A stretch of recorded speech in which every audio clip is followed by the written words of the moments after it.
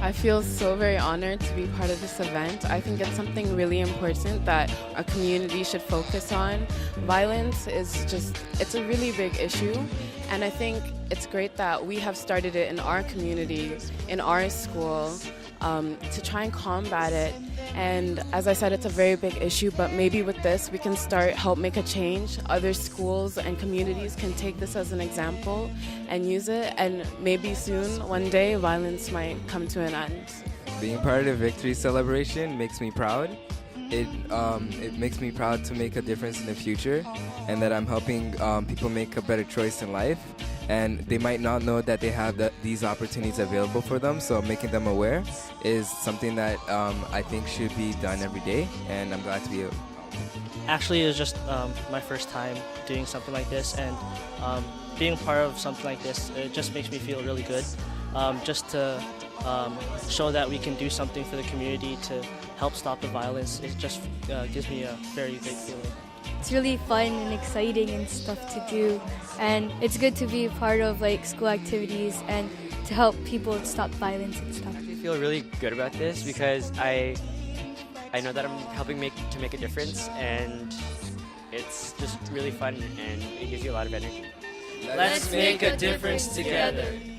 The Victory Over Violence celebration they had here today was a very good idea from the students and all staff, faculty here at the school today. What this did, it shows us that we have a lot of young kids in the community who are fed up with the violence and need to see a change. Thank you. The Victory Over Violence Assembly is an opportunity for myself and Mr. George to contribute and to impact the lives of young people in a way that is remarkable. And I know that they're going to take a lot away from today, and hopefully it'll change their lives for the better.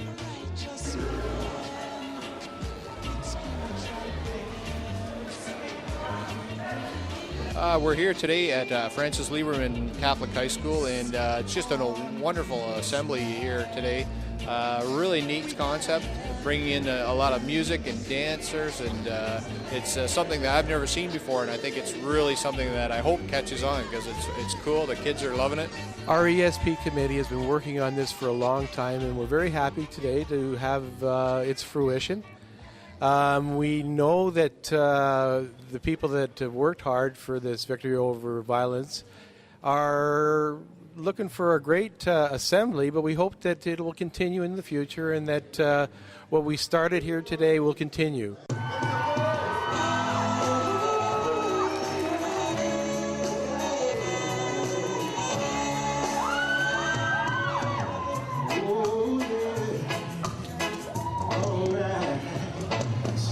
God bless your children. God bless your children. Cause they can't stop what they do. And that's why, Lord, that's why I call on you. See, they don't you don't know how to see. So, and these are troubling times that we're living in. You see, when women fall, all children cry, and dearest Lord, yeah, something like this. Why we got to see it in your dawn, yeah. So good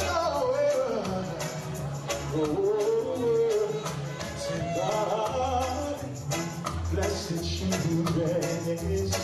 Say God bless the children. Bless the children. Lord, our Lord.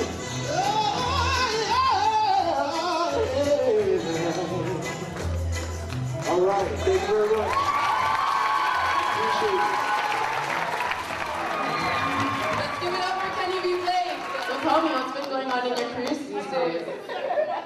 Well, I'm proud to say that just last month, very recently, I was nominated for a Canadian Reggae Award. And I'm looking forward to my album being released closer to the end of the year. So, you can look out for that. Thank you. Let's give it up for Kenny B. Blake one more time. Here we have our Francis Libermann dancers.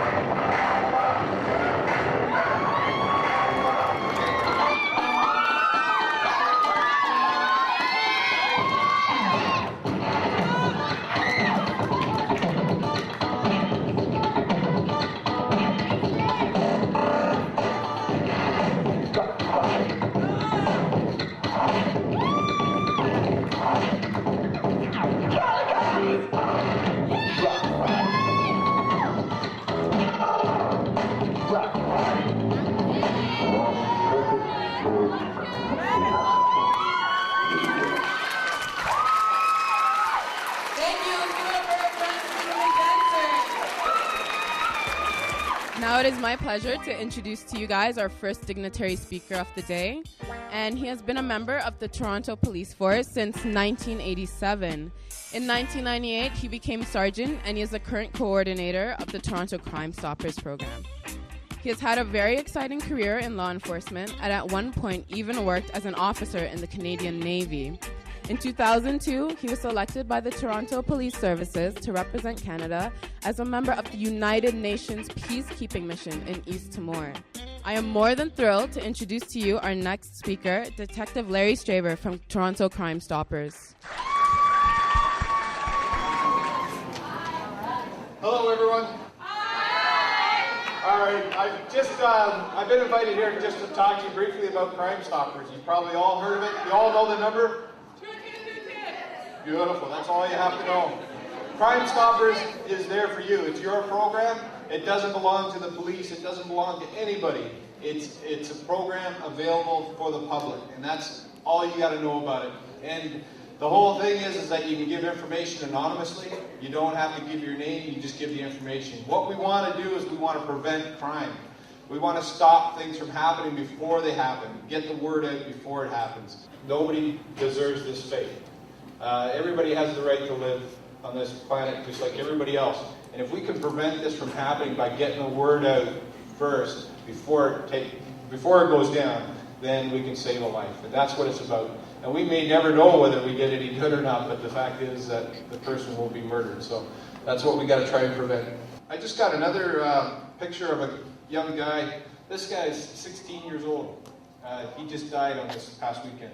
He was murdered in the same building as this guy here. He's 22 years old. Now, I don't care who you are or what you've done. Nobody deserves this. All I can say to you is make the right choices. You know, help your friends make the right choices. Help your family make the right choices. And if you see a friend or family going in the wrong direction, steer them back in, because they're going to need you. And we got to stop the violence, and that's why we're here today to talk about it. Thanks for inviting me, and all the best to all of you.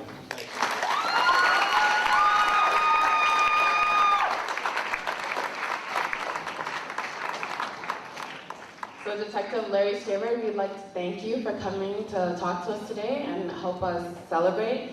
And as a token of our appreciation, we'd like to present you with the Victory CD. Once again, thank you for coming with us today. As you all know, Francis Libermann has a hotline number. It works a lot like 22 Tips, and it's anonymous. And you can call to report any adverse activity or trouble going around the school. And you might have heard it on the announcements. We played it a couple of times. Actually, our very own students wrote it, and they're going to perform it for you guys today. So let's welcome to the stage Troy, Noel, and Joel. Hey, Libermann, yo, check it out. We're here to talk about your community. No bullying, no violence, and no theft, no abuse. So put your mind to some good use. If you see something that you don't like, call the eye with the back and check it out and make it right now. Make it right now. 416 35524. 416 35524. 416 35524. 416 35524.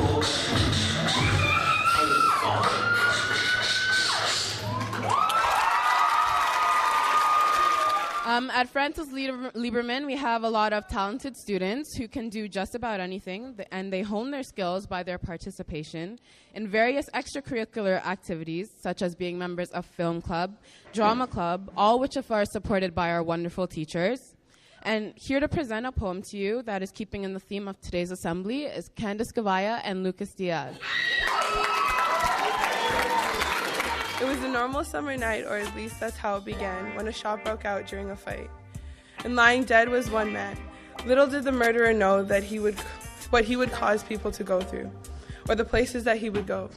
And there were other people he hurt too. The mom was watching a TV show when the phone rang that night, when the officer told her what she needed to know of that fatal fight. She started to scream and she started to cry, and asked the Lord why her son had to die. How was she to go on without her son? She could only visit him in his grave, and that isn't fun. They caught the man and brought him in. He denied doing that horrible sin. He was found guilty and sentenced to die. That's when he gave up telling the lie. He was big and told of how he killed someone, but he wasn't big at all when he didn't have a gun. Sure, he made some money and was on a roll, but at the same time, he took a soul. That is something he can't give back, so doesn't he think he should get on the right track? What does violence solve when you go through each day? Nothing at all, so why did he do it anyway? The answer that comes to mind is ignorance, not knowing the other's feelings or the effect of the victimizing during these moments, or the many lives that he chose to wreck. He was taught, but it never sank in, until he went to court and his new life began. 5 years down the road, the mom is still in grief. There seems to be nothing that gives her some relief. Every night she cries herself to sleep. The wound that the crime caused was real deep. She quit going to work and then lost her job because of the effects when one man decided to rob. Not only did he steal her son's personal things, but he stole her son and gave her all the pain that brings. The violence needs to stop, but we don't know where to begin. The will to change and help has to come from within. Until we stop and take a look at the pain we're causing, people will continue to get hurt, and it keeps evolving. The best way to help is not to hurt a single person, so the world gets better and doesn't worsen. On July 28th, the Edwardson George family was comprised of 5 wonderful people. Ed, a dedicated father. Sherry, a wonderful mother. Chantel and Sarah, 2 beautiful daughters. And Michael, a talented son, touted as an acclaimed artist, musician, writer, and singer, musically known as Mind Tricks. And on July 29th, their family was tragically reduced to 4. And joining us today, I am humbled to have the opportunity to introduce the father of the late Michael George, Mr. Edwardson George. Before I begin, I just want to ask everyone in here to do something for me. Give yourself a big round of applause for what you did.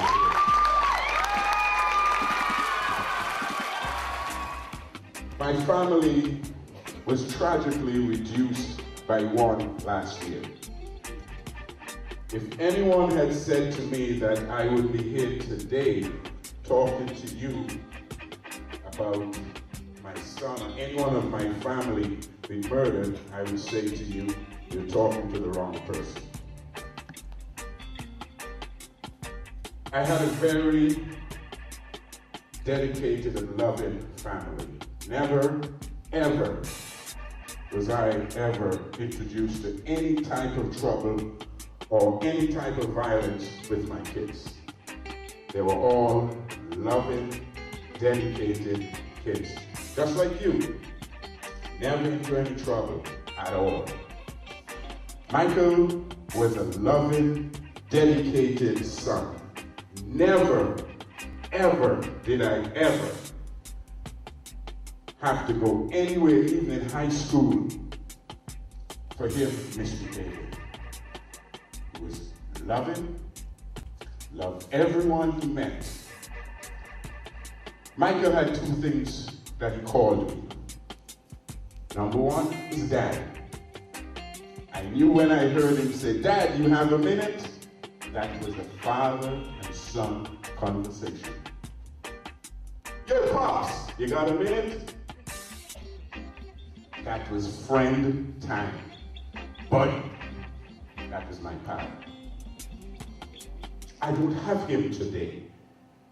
We don't have a buddy time anymore. Michael was an acclaimed artist. He started his own hip-hop group known as Low Life, which in 2007 won the Toronto Independent Best Rap Award. He was not here to receive it. I had to do that on his behalf. Devastated? Yes. Was I angry? Yes. Am I still angry? Yes. But I'm here today to turn that anger into show, to help you. Do not be afraid. You have a hotline at your school. Talk to someone. I do not want any one of your parents to feel the pain that my family is feeling today. I'm glad I'm here today to see what you kids are doing, because what you're doing is exceptional. You're putting a stop to the violence that's going on out there. Love, respect for each other was my son's motto. If I do not love myself, I'm not going to love you.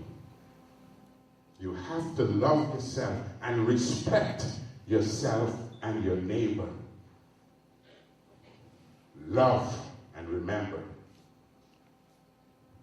Never give up on your dreams. No matter what anyone says to you, you cannot do it, you can. Remember this, yes I can. Do not stray away from your goals.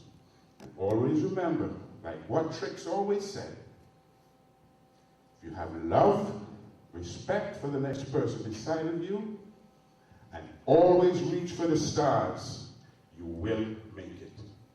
Thank you very much. Give yourself a round of applause for what you're doing today. Thank you. I guess if you're like me, you pray every day for an end to violence.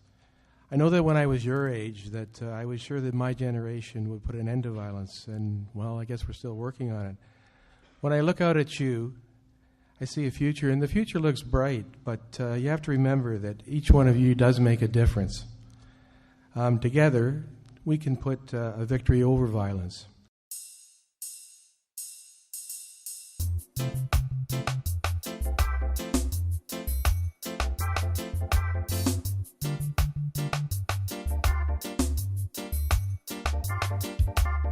When morning's gone and say bye-bye, don't you sit and cry. Give love another try. Give love another try.